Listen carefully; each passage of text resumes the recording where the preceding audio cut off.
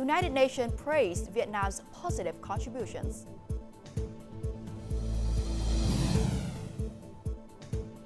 And National Assembly begins Q&A session. In the world news, Ishiba Shigeru re-elected as Prime Minister of Japan.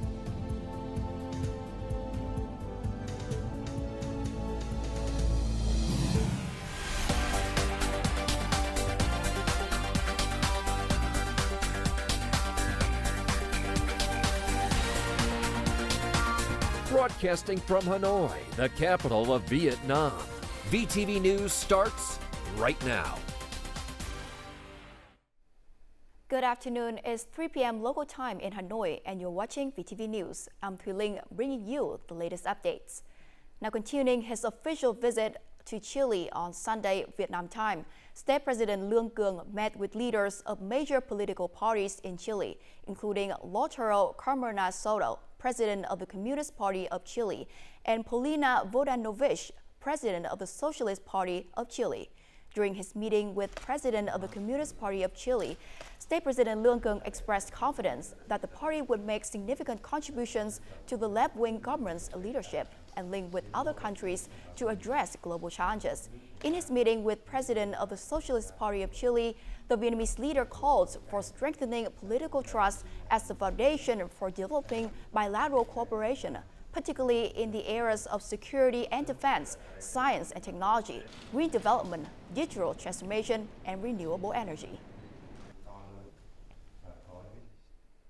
Prime Minister Phạm Minh Chính met with UN Resident Coordinator Pauline Tumeses on Sunday on the occasion of UN Day, October the 24th.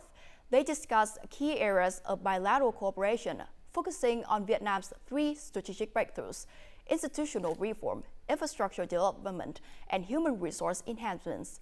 The Prime Minister emphasized Vietnam's efforts to accelerate the implementation of sustainable development goals, tackle climate change, and implement the Just Energy Transition Partnership, as well as digital transformation.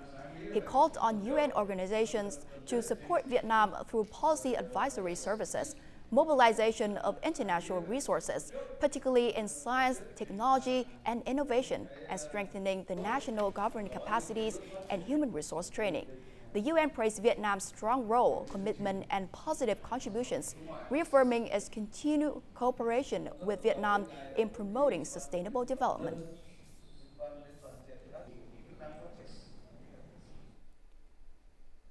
On Monday morning, the National Assembly began its Q&A session focusing on three key areas: banking, information and communications, and health. The Governor of the State Bank of Vietnam, Nguyễn Thị Hồng, Minister of Health, Đào Hồng Lan, and Minister of Information and Communications, Nguyễn Mạnh Hùng, will each respond to questions related to their respective sectors. National Assembly Chairman Trần Thanh Mẫn expressed confidence in the session's potential. He believes that with a spirit of renewal, fresh energy, and determination, the proceedings will be vigorous, democratic, and constructive. He also anticipates that the session will generate numerous proposals, recommendations, and solutions to address current challenges, ultimately promoting the country's economic and social development and enhancing the quality of life for its citizens.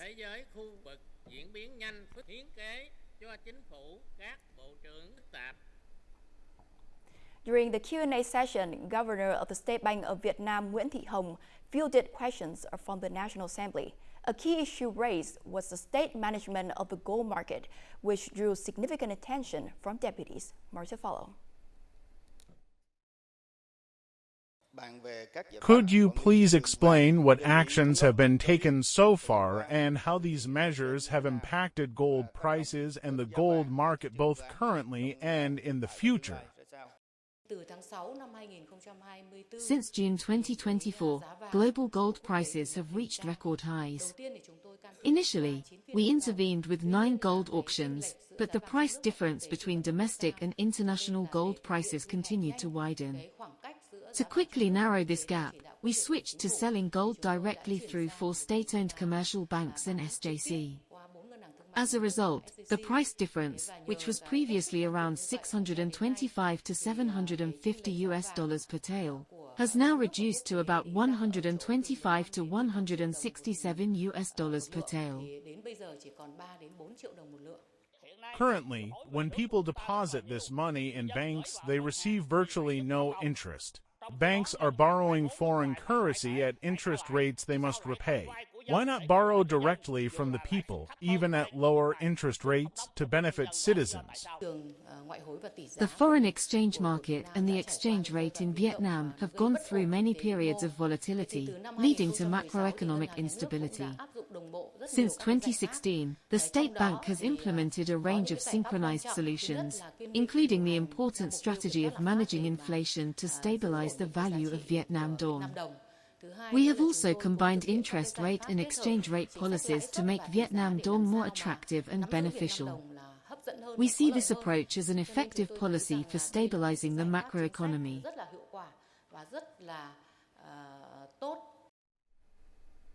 As early October this year, foreign companies such as Google, Facebook, and TikTok have paid over $340 million in taxes, an increase of nearly 26% compared to the same period last year, according to the General Department of Taxation. With this additional payment, total tax contributions from foreign enterprises have exceeded $790 million since March 2022, when the electronic portal for foreign suppliers was launched. Currently, nearly 120 foreign suppliers are registered to pay taxes via the electronic portal. Major companies like Meta, Google, Microsoft, TikTok, Netflix, and Apple dominate the cross-border e-commerce market in Vietnam, accounting for approximately 90% of the revenue share. The 2023 to 2024 coffee season, which ended in September, showed that while Vietnam's coffee export volume fell just short of 1.5 million tons, its export revenue reached a record high of over $5.4 billion. One of the main reasons for this is the shortage in Robusta coffee supply. According to the Vietnam Coffee Cocoa Association, this has been the most volatile season in terms of pricing, with coffee prices reaching $5 per kilogram and Robusta coffee on the London market surpassing $5,000 per ton. Looking ahead at the 2024 to 2025 coffee season, it is expected that coffee prices in the Central Highlands will remain above $4 per kilogram. In the next 3 years, global coffee production is predicted to increase significantly as many countries expand their coffee planting areas. The fisheries sector remains a key economic driver, contributing about 30% to the agricultural sector's GDP. However, the ongoing yellow card warning from the European Commission, or EC, poses new market risks.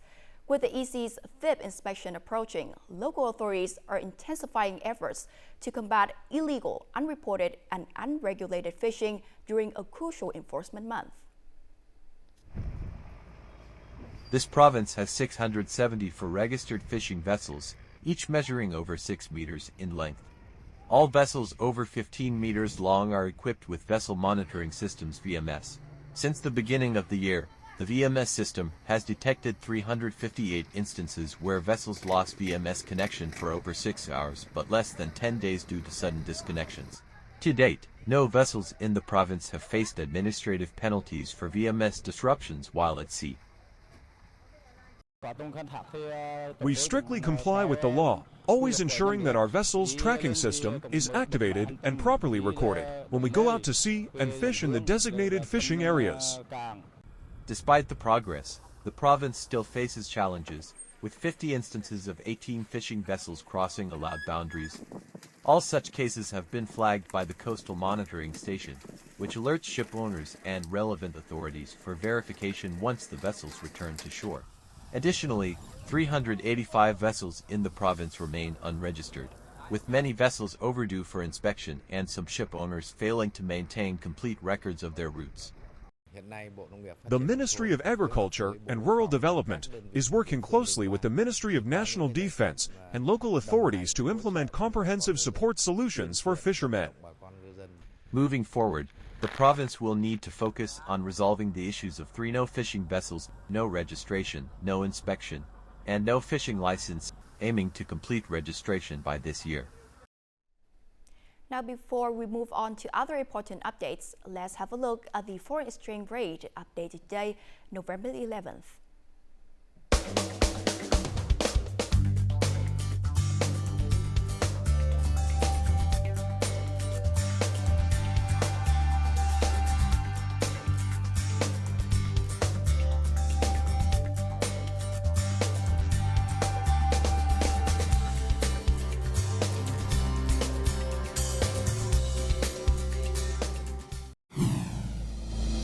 Coming up next on VTV News. Challenges in resettling communities for disaster prevention in Quảng Ngãi. And children of Nu Village, a story of resilience and bravery.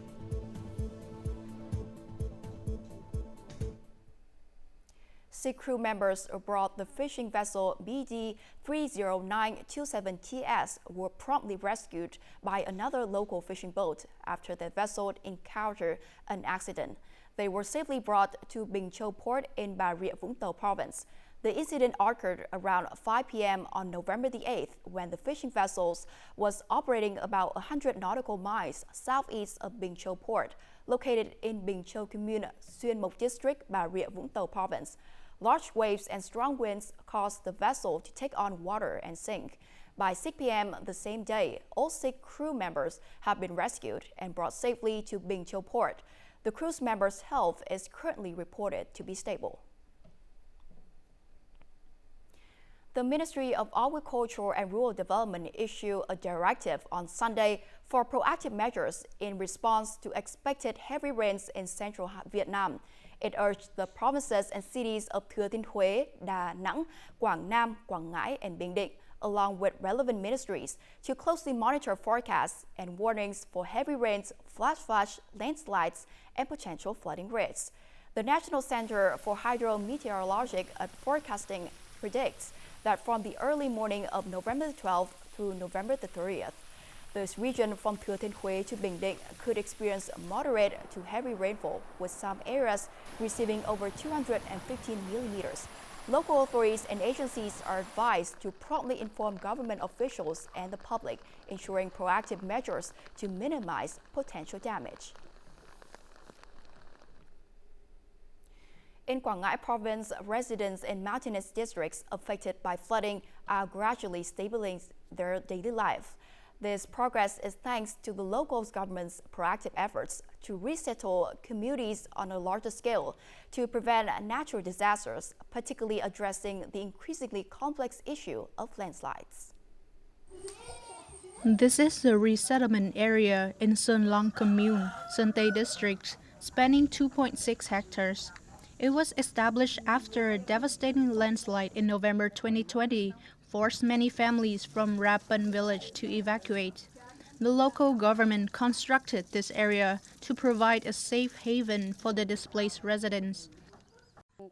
It's more enjoyable here. No more worries about landslides. Now the houses are solid. There's no fear of landslides in the rainy season.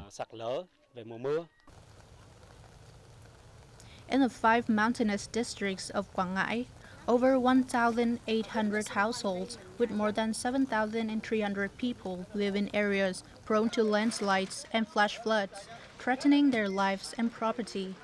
Local authorities face difficulties due to a shortage of resettlement land.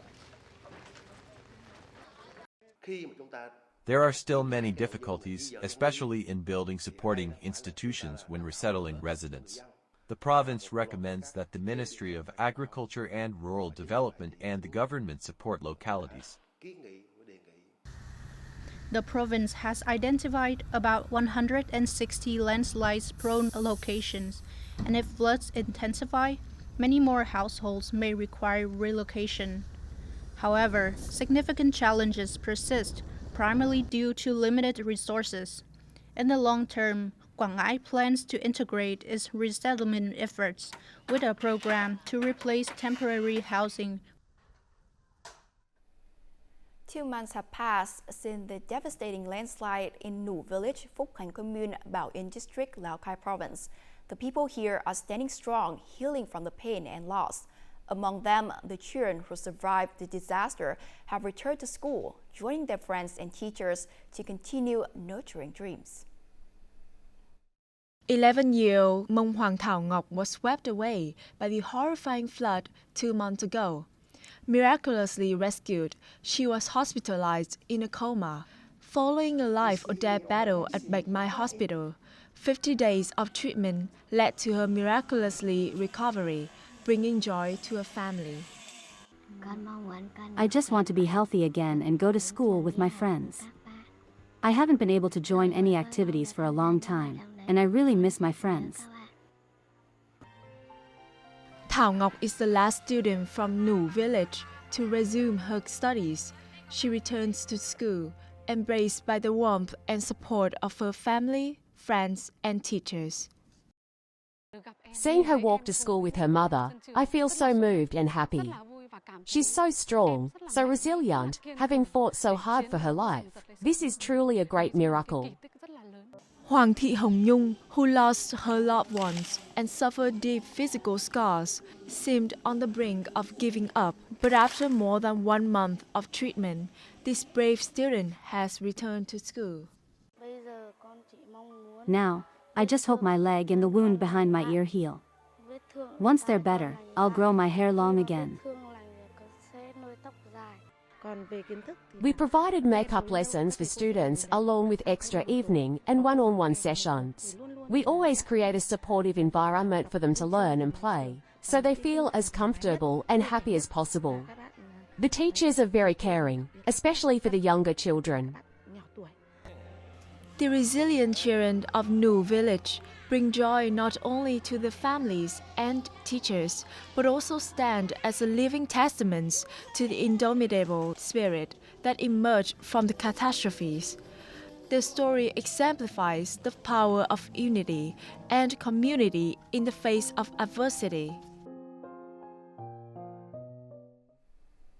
Open to the public for the first time earlier this month, the Vietnam Military History Museum has quickly emerged as a must-visit destination for thousands of visitors eager to explore the nation's proud history. With its newly expanded exhibits and modern design, the museum offers a powerful look into Vietnam's history and the resolve of the People's Army. During their visit, this student and her family were captivated by the sight of the MiG-21, a national treasure. Marked with 14 red stars, this legendary aircraft symbolizes the 14 enemy planes it downed.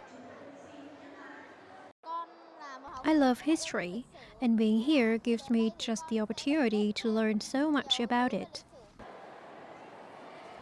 For Thao, a former soldier from the 316th Division, the visit was especially emotional. Despite his old age, he and his wife arrived early to see historic Tank 843 that famously penetrated the Independence Palace in Saigon in 1975. I was part of the engineering unit that cleared the path for this tank. Seeing it as an exhibit makes me emotional. The museum spans 6 thematic sections, each presented in an immersive, open layout design that allows visitors to feel as though they are stepping back into history. One of the standout attractions is the 45-meter Victory Tower, representing the milestone year of 1945, the birth of the Democratic Republic of Vietnam.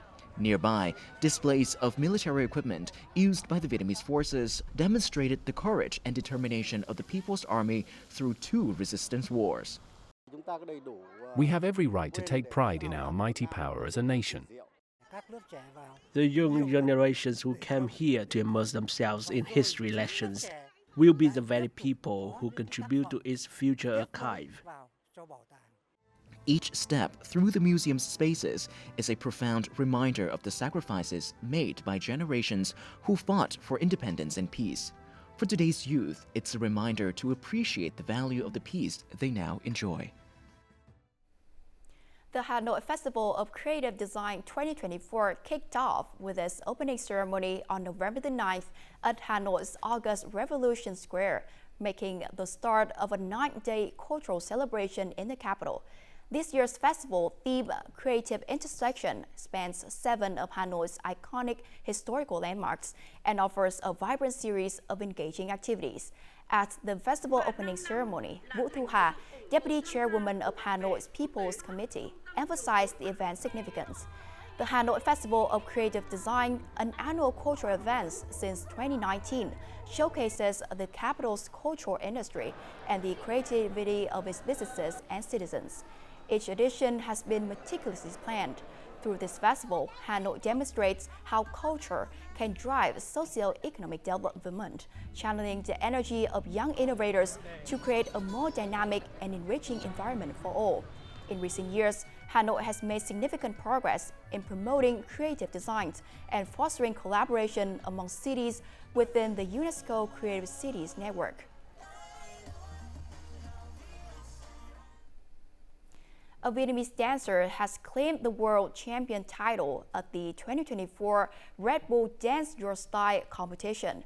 This global platform showcases the dancer's creativity and improvisation, blending styles like funk, pop, rock, hip-hop, and disco. In the final round, MT Pop from Ho Chi Minh City triumphed over French dancer Rubix with a hip-hop style performance. MT Pop was the first contestant to earn a direct spot in the year's final. The stadium in Mumbai, India, packed with 5,500 spectators, buzzed with excitement as the audience voted to decide the winner among 8 finalists. Without a judging panel, spectators determined each round's winner through live voting. Adding to the challenge, dancers had no prior rehearsal and couldn't choose their music in advance.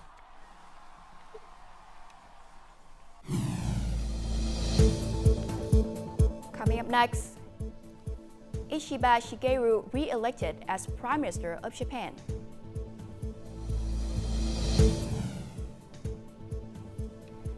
And U.S. President-elect holds phone call with Russian President.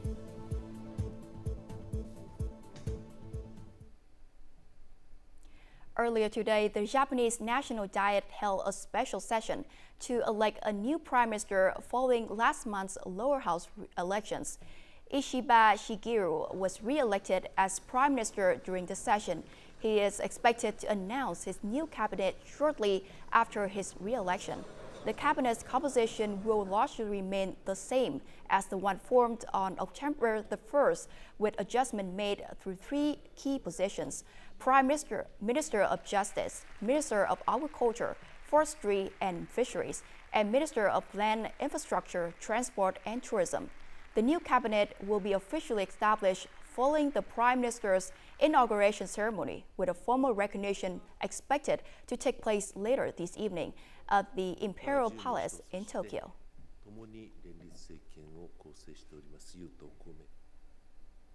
The Washington Post reported that U.S. President-elect Donald Trump held a phone conversation with Russian President Vladimir Putin. According to the newspaper, the call took place last Thursday during the two leaders discussed the ongoing conflict in Ukraine.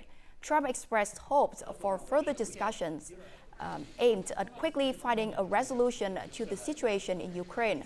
Kremlin spokesperson Dmitry Peskov stated last Friday that President Putin is open to dialogue with President-elect Trump, although no further details were provided. Prior to the call, President Putin has congratulated Donald Trump on his victory in the U.S. presidential election. During his campaign, Trump vowed he could find a solution to the Ukraine conflict in just one day.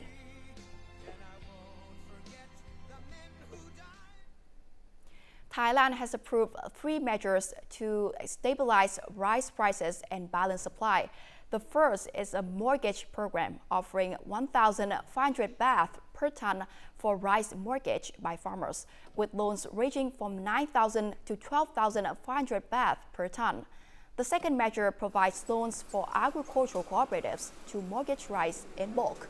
The third offers a 3% interest subsidy to private rice companies processing mortgage rice. The Ministry of Commerce expects rice exports to exceed 8.2 million tons this year, boosted by India's export restrictions. Thailand's rice production is projected to reach 33 to 34 million tons, up from 32 million last year. At COP29, global leaders must agree on an ambitious global finance goal for adaptation as part of the new global quantified goal. Investing in small-scale farmers to help them adapt to climate change must be a key component of this goal. This is the message of Alvaro Lario, president of the U.S. International Fund for Agricultural Development. More on this to follow. In the heart of Central Asia, the Republic of Kyrgyzstan has upheld livestock farming as a tradition and way of life for generations. However, as climate change intensifies, farmers are facing mounting challenges in raising their animals. This year, heavy rains triggered floods and landslides, and now farmers are anxious about winter's early arrival. I feel that it is too early for snow. It may harm the animals that are in the pastures now. Zimbabwe has been experiencing its worst drought for over 40 years, but thanks to an IFAD-funded irrigation project, farmers are still able to grow some crops. As you can see, there were no rains this year, but we are still able to grow crops, so it is important for us to always have water. Next week, climate negotiators from around the world will meet to discuss how richer countries can agree to compensate developing countries for climate change. Small-scale farmers produce 35% of the world's food and a much higher share in the developing world. In Africa, they produce up to 70%. At COP29, the new collective quantitative goal is under discussion. This is essentially a negotiation on how much money richer countries should contribute to support developing countries deal with climate change. IFAD is calling for global leaders to agree to this climate finance plan and to include a specific goal for adaptation, prioritizing the needs of small-scale farmers. In other parts of the world, IFAD has been financing projects that support climate adaptation to help some of the world's smallholder farmers produce more food. And up next is the weather forecast.